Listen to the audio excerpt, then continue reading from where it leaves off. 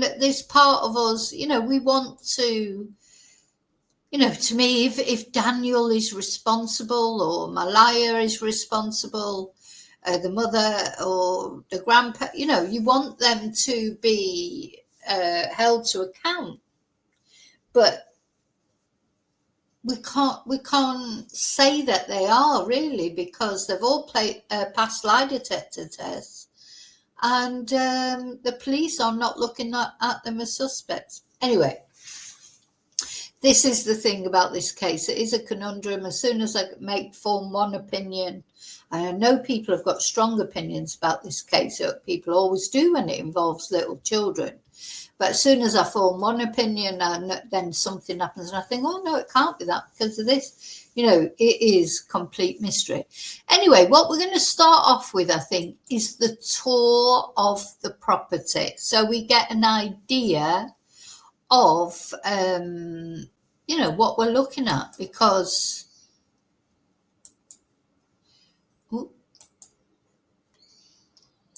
so Daniel Martell's mum, so Lilly and Jack's step-grandmother, took a reporter on a tour of the property. So that's what we're going to look at first, I think, because this will give us an idea of the context that we're talking about, how remote this place is, so here we go.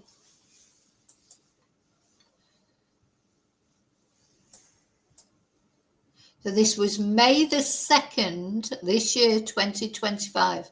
And this is CBS Radio Canada, who this lady invited to do a tour of the property. So this is the patio door? This is the patio door. That Jack and Lilly would have... That Jack and Lilly came out of. Okay.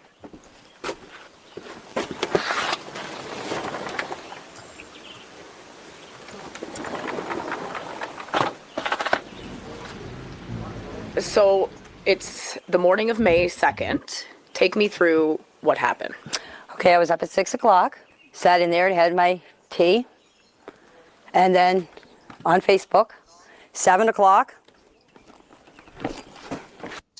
So she said she got up at 6 o'clock. Now that's interesting because it was around about 6:15 that apparently Malaya contacted the school and told them that the children weren't coming in. So the children had been ill, but there'd also been a day where they didn't have to be at school. That particular week, they hadn't been in school much for one reason or another.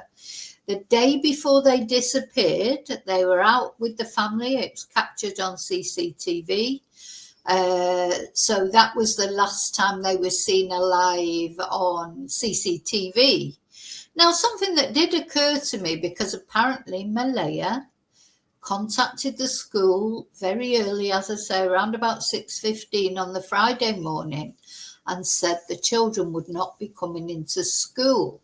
Now, it just occurred to me that how do we know that that was Malaya who contacted the school? Because it was by email. It wasn't a phone call. It was very early in the morning. Obviously, she went on the school website or whatever and said the children wouldn't be in. Do we know for certain that was Malaya who did that? Just a question. In fact, as we're going, I'm going to be writing down some of the questions that I have. Not that I'm saying it wasn't Malaya. What I'm saying is, do we know for sure? Because the police have been very, very tight-lipped about this whole case. So we're not getting any, which is fair enough because it's an ongoing investigation. I understand that. But so that's one question I would like answered. Is it certain, that because I could get on, so anyone could get my phone or get my computer, go on it and send an email.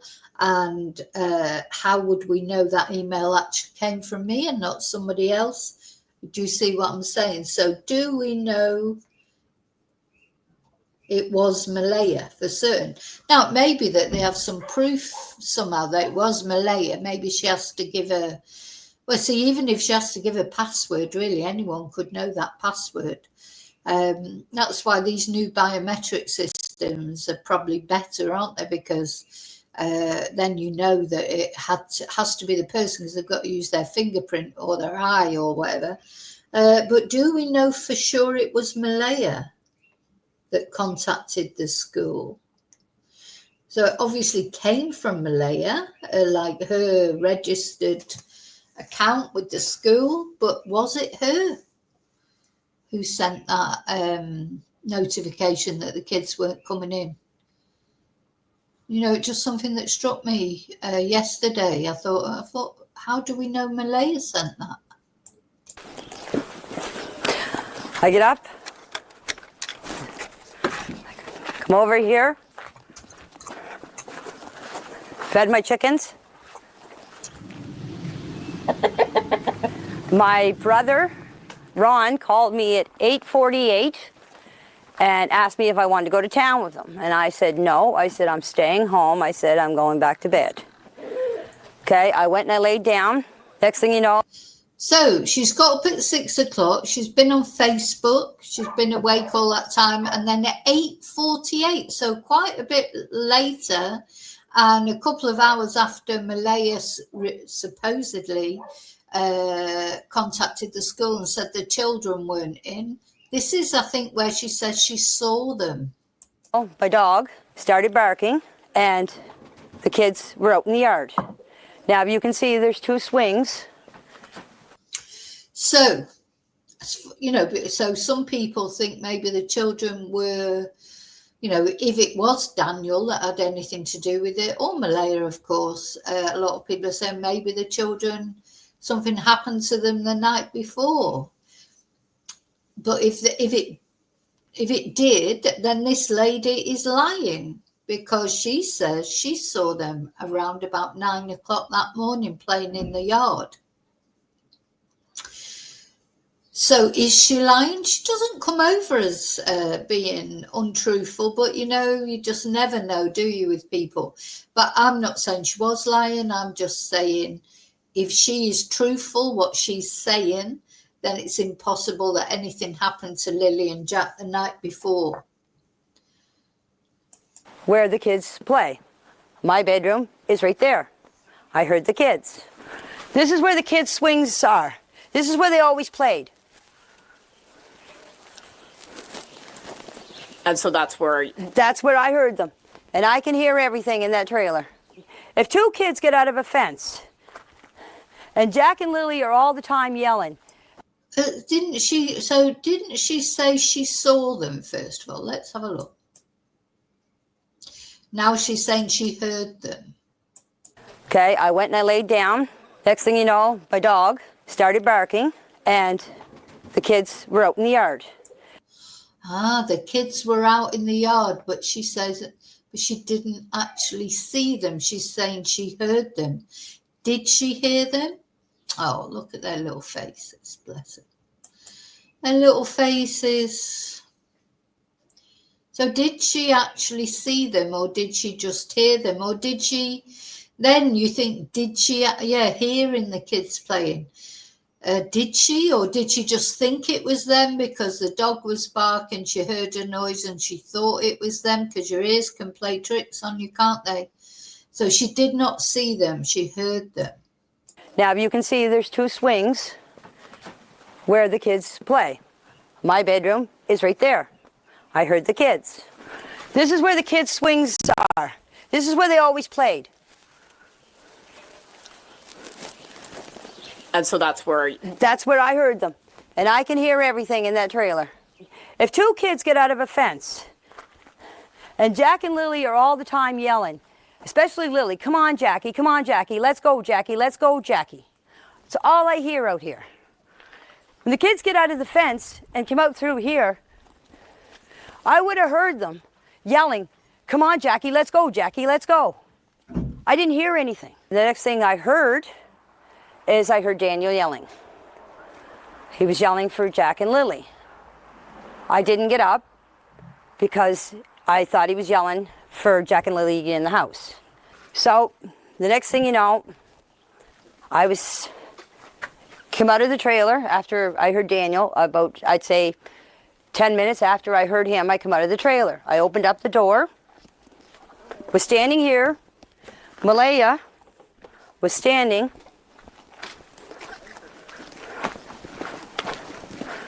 right here with Meadow on her hip. And I come out and I said, "What's up?" She said, "Jack and Lily are missing." I said, "How long?" She said, "About 20 minutes." So this is what she's saying. She heard the children outside. So she's saying she definitely heard them, but not saw them. Then Daniel's come out screaming or shouting them. She didn't take any notice because she thought he was just calling them into the house. And then when she finally went out, Malaya's there with the baby on her hip, Meadow, and saying that they've disappeared.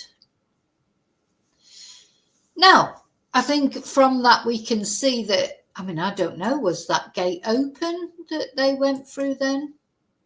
So she's saying they came out, there's a gate here, was it not locked? It's easy then for them to get out, I suppose. But I can't see that they've gone far. I don't know. But then later she does show them like a tree house type place they had. So maybe they did. After I heard Daniel, about, I'd say, 10 minutes after I heard him, I come out of the trailer. I opened up the door, was standing here.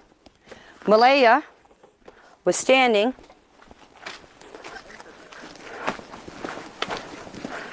right here with Meadow on her hip.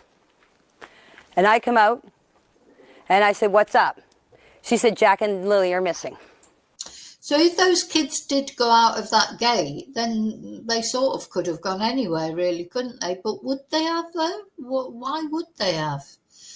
You know, I mean, Lily is 6 and Jack is 4. I presume they've lived there quite a while.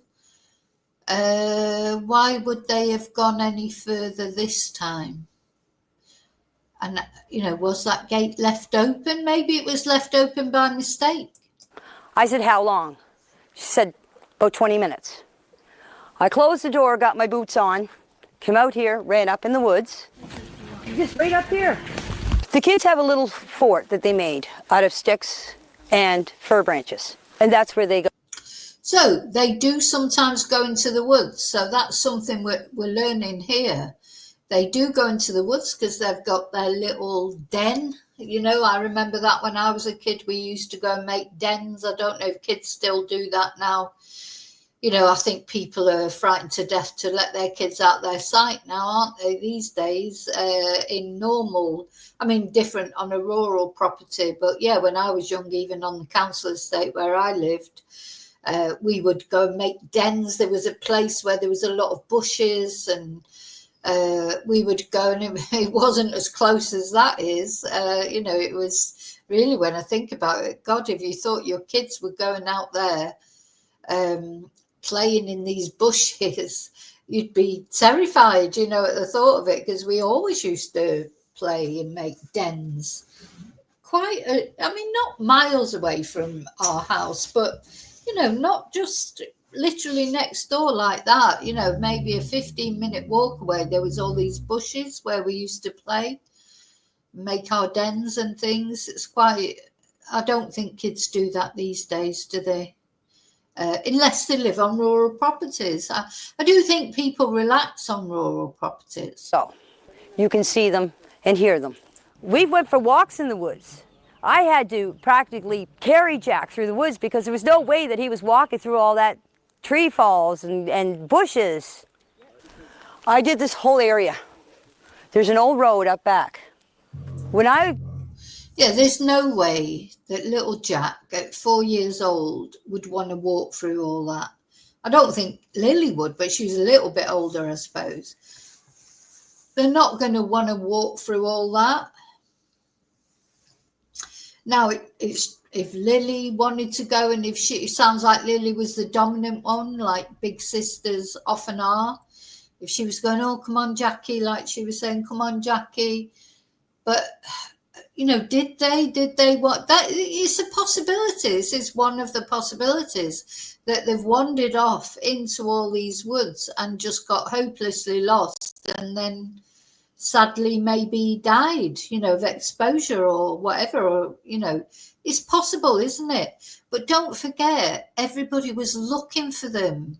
Surely, unless they actually had an accident and died, surely they would have been calling for help, even,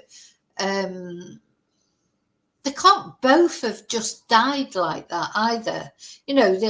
Sorry to be sort of graphic, but it's true. This again makes it unusual, being two children. If one children wandered off and could maybe have an accident and fall over, but the other child might just sit with them. But would they both have an accident just like that? They wouldn't both die instantly. Even in the river or whatever, surely there would. It's harder for two children at the same time to die of whatever accidental death, isn't it? Then what? Maybe something happened to one child, the other child surely would just sit there, and then when they heard people calling their name, because Daniel, according to him, was out there calling their name right afterwards. The police were all out, weren't they, searching for them, constant searches. I don't see how these two children, both of them, could have just died instantly. Maybe something happened to one, but why did the other one not shout for help or hear the searchers?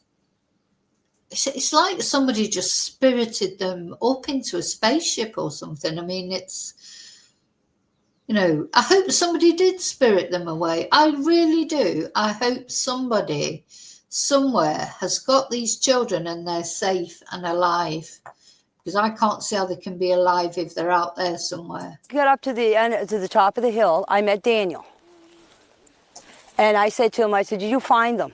He said, "No." He said, "You coming with me?" I said, "No." I said, "I'm going to search this area," because when she told me the kids were missing, you automatically think they went into the woods. That was my first instinct. Mm-hmm. So I went up and I did this whole area, this whole wooded area, right up to the top of the dirt road, came back down here and came back down the side of the road, came back down here and came back up the same spot. I went back into the house. By the time the cops were here, I don't know exactly what time, I didn't take my phone. The cops were here. There was a bench sitting here, or a sawhorse, it's over there, was sitting here. I was sitting on it, bawling my eyes out. I was crying because I blame myself for not getting up that morning to see the kids. Because if I would have got up, this wouldn't have never happened. Oh. Okay? That's why I was crying. We've heard a lot about the patio door. Okay. Yeah, so let's go see that. Sure. So this is the patio door. This is the patio door. That Jack and Lily would have. That Jack and Lily came out of. Okay. No, she's very forthcoming with everything. I mean, I think she doesn't come over to me like she's lying. What do you think? Let me know in comments. We all have our different views on things. When I watch her talking, I don't get a feeling that she's lying. But that doesn't mean say she isn't lying. This is a trouble. We don't know. You cannot. God, I wish they would invent something that could literally see inside people's heads. And you could tell if they were, I mean, a proper lie detector, like literally you could just beam it on their head and it would say it was either lie or truth. Because sometimes people do sometimes it is difficult to establish if someone's lying or not. To me, this lady comes over as being honest, but what do you think? Let me know. This is what I mean about this case. It is absolutely haunting me at the moment. It really is haunting me because I cannot see what happened. Anyway, she's very forthcoming to the reporter. Come, have a look. This apparently is the door that Jackie and Lily would have gone out of.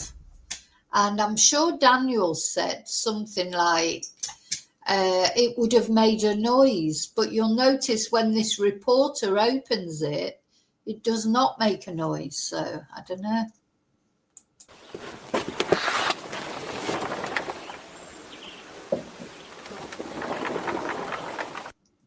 It's a very insignificant noise, isn't it? And as the lady points out in a moment, the bedroom of Daniel and Malaya is right up the other end of the mobile home. And so tell us why we've heard about the patio door. Because everybody's saying on Facebook, on YouTube, on TikTok that the patio door makes a noise. And why they didn't hear the door open. The bedroom is back there, okay? Yeah. That far window. The last window is the bedroom. And so they would have come out this door. They would have come out this that door. morning. Yes. And then they went and played on the swing set. Yes. And that's when you heard them. That's when I heard them. Right here in this area here. You know, what do you think? I mean, she comes over as being honest, I think, but, you know, that when we watched, if you've, you know, I'll put the playlist, the link to the playlist in the description to this video. When we watched Daniel's last interview with DT, there were a few things that he said that didn't sit right with me, because he said you know, he was asleep and he wouldn't have heard Malaya if she got up, blah, de, blah, de, blah. But he also said that he remembered Lilly coming into the room, their bedroom, a couple of times. So was he asleep or was he awake? You know, it can't be both. If he was awake enough to see Lilly come into the bedroom and tell her to shush, maybe he would have heard that door open. But I don't think it's allowed. You know, and maybe Jack and Lilly opened it quietly, you know, because they knew maybe that they weren't supposed to leave the trailer. It's a shame they haven't got CCTV actually around the trailers, isn't it, to see them coming out or whatever. But do you know, the thing is, when you watch this and it hasn't given me any more insight, in fact, it's made things even more confusing. I have absolutely no idea where to go with this case or what to think. I plan on putting a pool up this year for the kids. You need level ground for a pool. That's what I was doing. I was leveling out the ground to set up the pool. And this is the Thursday. This is Thursday. Right. Friday, all the investigators, search and rescue and everything, right around here was where they found the only footprint. This is where the boot. This is where I was raking that night. That's where the boot print was found, in the mud. That's where the boot print was found? I thought it was found a long way away from there. I mean, that literally is just outside the trailers and everything.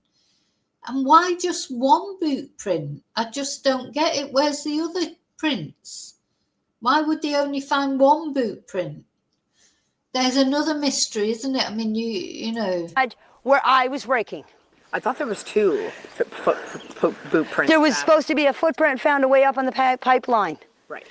Malaya sent me the picture of it. That's all I know. There was a footprint found. Okay. But I'm telling you, the footprint was here. The only one that they can confirm that was Lilly and Jack's was right here. So it was child size. Yes, a man, one of the investigators came in here and was measuring it all. Mm-hmm. I'm not here to lie. The reason why I wanted you guys to come here and do the interview here is to show you exactly where everything took place. Mm-hmm. Mm-hmm. And to show people that this is what happened.